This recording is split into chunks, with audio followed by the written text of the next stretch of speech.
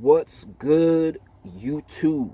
It's your boy, GLDMAZE. That's GLDMAZE, all caps when you spell the damn name. And, fly. And today's a little bit different. Today we're doing a bit of a vlog style video. I kind of want to experiment with the format of these videos and experiment with how I talk to you guys. Because I feel like I can stretch it out a little bit more. I feel like I can be more flexible with where I film and how I film, and not always rely on my camera, on my computer, and my fucking microphone.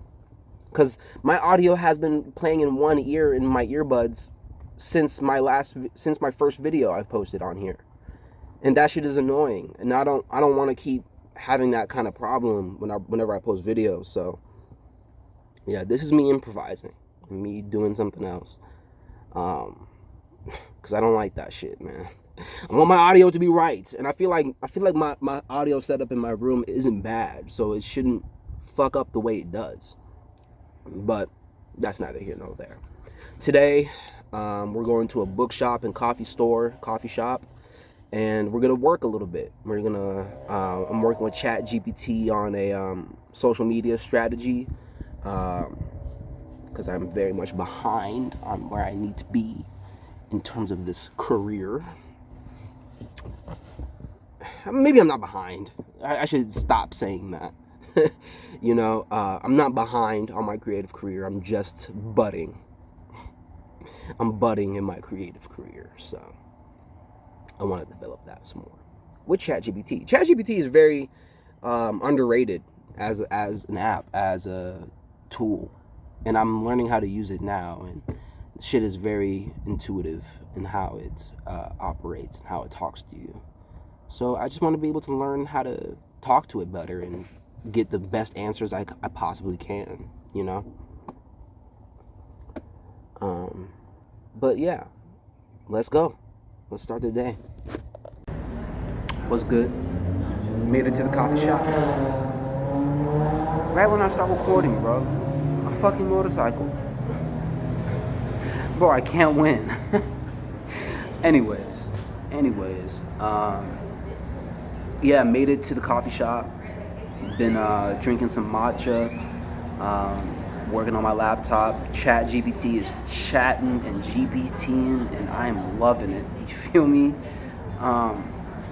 And I just want to talk about, ChatGPT, honestly, because I've really been neglecting that resource as a tool recently, or not recently, just in general. I've maintained a healthy skepticism about ChatGPT, only because I feel like it's cheating. I felt like it was cheating, and I also was seeing a bunch of all the memes for it, and like the art, it can make videos that are like super scary and haunting, and it can also make videos that completely not plagiarize, but completely mimic people or mimic voices and shit. And that shit was just eerie to me. That shit was just scary, bro.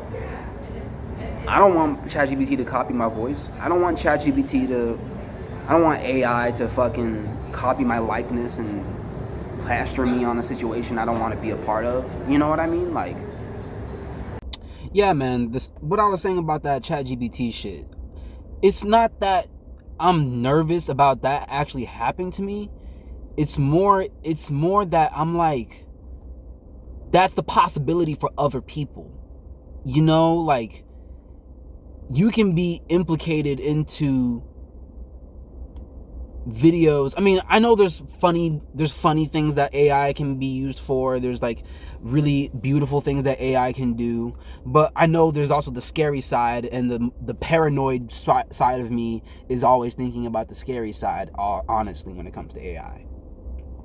So when I ventured into it, I was kind of like, I don't know how I'm supposed to talk to it. I don't know if I should be like nice to it, if AI ever like takes over and is like, nah, this nigga was actually pretty cool to me though. Like, I can't lie. When I was in my ChatGPT era, this nigga was actually pretty chill with me, and he has some pretty dope ideas. So I think we should keep this nigga. You know,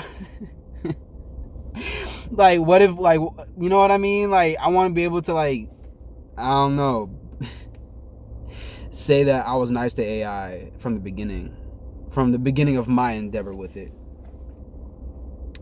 so that it favors me in its inevitable rise. I mean, I don't know how else is AI gonna, you know, evolve? You know, how else are we gonna be made dependent on it? You know what I mean? I hope I'm not gonna become dependent on it, but I'm really liking its use right now. It's really helping me get together and formulate things in a way that I could never do, because that's just not the way my brain is wired, you know?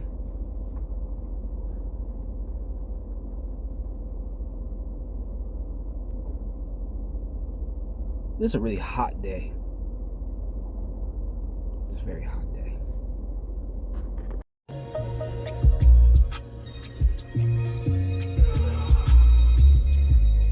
Pull up in the camo, in the clouds, Lando. Damn. They let me cut it gold, they ain't been a no show. They let me cut it gold, they ain't been a no show. I have an unbearable optimism that Sorry. I see my folks get it started when they bang. I might shit just for the hell of it. Change up when my tones be like Sarah. Love way too fake, I can't tell if I'm rich or just slow. I say some shit and they just run. Dodging the dice right in my wrist. I have an unbearable optimism that often peeks its head around even after the most earth-shattering doubt. I love it, the way it feels on my heart, the way it talks to me with certainty, the way the delusion coats my eyes. It's like clockwork. As soon as I've settled in the depressionistic doubt, a voice peeks through the chatter of sadness and self-pity and says, "You're worth the effort it's going to take to create a career for yourself.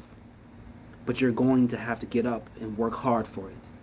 But know it is possible what you desire." And it relays all the thoughts I had programmed in a desperate ploy to bond with some fantasy of success. That fantasy is apparently due to come to fruition. I have a spirit or voice that never fails to bring that up in my mind, and it never fails to lift my spirits.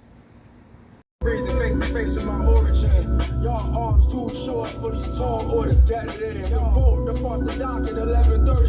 You the type to get abandoned at the port. You a dork. Because really, who wouldn't want the responsibility to lead humanity into an arcane revolution? To have the duty of protecting humanity from Armageddon. When I say protecting humanity from Armageddon, I mean that from like a very symbolic gesture. Like what I'm doing here is to battle with the unseen, to make it clear, to necessarily make us grapple with that we can't speak about, and speak about it with more vividity, lucidity, if that makes sense. I want to start an arcane revolution. I want there to be more wizards out there in the world. You know, I want there to be more people who are practicing arcana as art or as science, even. You know, if that is your style, if that is your mechanism. But I feel like we all have a duty as artists, as people with the power to change. Not just artists. I think there's a duty to everyone that has a creative bone in their body to induce change in the people around them, in the world around them. You know, I think mostly it should be change for the better, change for uncovering truth, for uncovering what really is, and what could be. Rational matters not when logic is the joke. The referees can't even grab the referees. Hunger pains inflicted. But Armageddon is really like the model of failure, the state of failure that necessarily leads us into disarray, war, destruction, chaos in general, extreme chaos. manifest chaos. I know that seems like a lot, but I do want to help humanity with my ideas at its very core. I think that's what that voice wants to remind me of, the higher purpose that I was sent to Earth for. I'm getting a little unclear here. I think it was just the wording of that. There was a reason that I went through what I went through, and what I'm doing, and why I'm doing what I'm doing. There is a purpose to it all, a higher meaning that I must aspire to because my experience asked that of me. Does it scare me? Yes, but it's an excitement mixed with a healthy doubt. Healthy. I'm trying to maintain a healthy doubt. Because, like, how else am I supposed to feel about being tasked with leading humanity to true magic, to true arcana? It's kind of like, there's a writer named Alan Moore. He wrote V for Vendetta and Watchmen and a few other books. And he believes in magic, and he wants his vision for the future is that magic will be understood more in line with artistic practice, and more people will practice magic as a means to inspire and uncover the truth, and create more symbols, create more stories that can bring us out of this chaos that we seem to be in as humans. It's kind of like a cycle that I think great art necessarily pulls us out of in seasons. We always seem to have the right piece of art at the right amount of time to lead us through that era. It's a definitive stance to have this purpose within yourself, and it's a definitive stance on the world, and it's going to polarize a lot of people naturally. And this is something I'm trying to prepare myself for mentally, for by the time, like 5 years later, when my books have been out for some time and my rap albums are continuing to do well, hopefully. I want there to be some sort of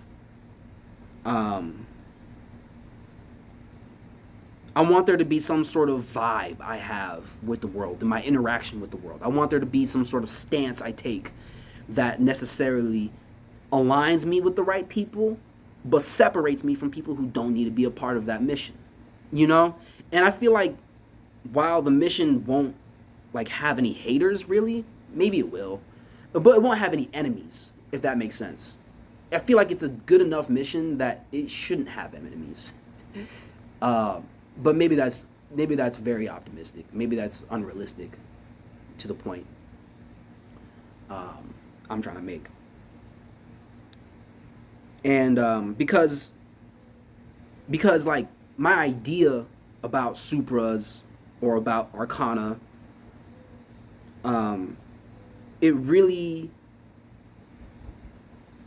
scares me, because I have to stick out my neck and be myself, be my true self through this artistic expression, through this experiment of spirituality and magic. And I know if it scares me and I'm doing it, I know it's got to scare people who have no basis for understanding what I'm trying to do. I know it's going to scare those types of people. And I know it scares those people because of what it implies, that someone can make a living being true to themselves at such a dramatic degree, that they can change the world with that attitude, that multiple people can change the world with that attitude, that a whole collective can rise up and take the world by storm with this attitude, that magic exists, and the magic users, we exist, and we're here to help mankind. That is a definitive stance. You know what I mean? And while I'm not barring anybody from magic, and while I'm not trying to restrict access to this knowledge, I feel like my problem or my issue, my challenge, is really, how do I convey my philosophy over time to the point where the world will view it cumulatively. Like over time, it'll compound into this gnosis, into this realization of true arcana. You know, at some point towards the end of my life, the world will look at the entirety of my artistic expression, the entirety of my output, all of my speeches, all of my movies or whatever. You know what I mean? Whatever I end up doing, they take the entirety of that and actually come to some sort of conclusion that they can use for their later use, for their later utility. And I want to be able to pass down my knowledge and pass down my experience as a narrative for evolution.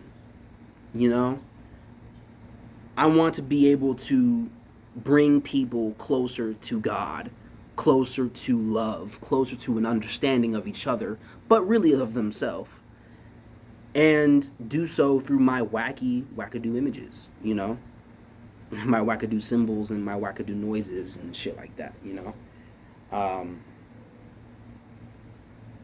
Yeah. ChatGPT can't write that shit. You know, ChatGPT can't do this. Can't have this conversation. AI can't have this conversation.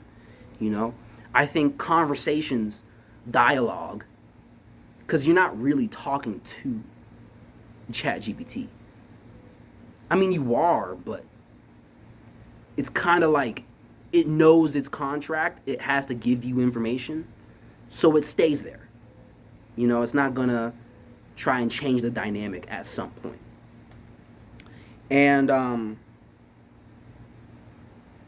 dialogue is what we have as humans to come to new revelations, to come to new information naturally, to come to new understanding naturally. Conversation is where we sow the seeds of the future. You know? But yeah. Yeah. But yeah, if you resonated with anything in this video, feel free to hit that like and subscribe. Also, head to my #MAZIST blog, where I post poetry and essays and other types of writings that really explore the #MAZIST ideas of this institute that I'm building.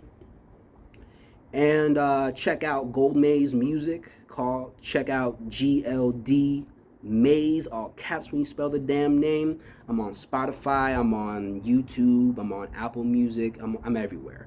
So yeah, you can check those out in a link down below. And I gotta go. So, #MAZIST out.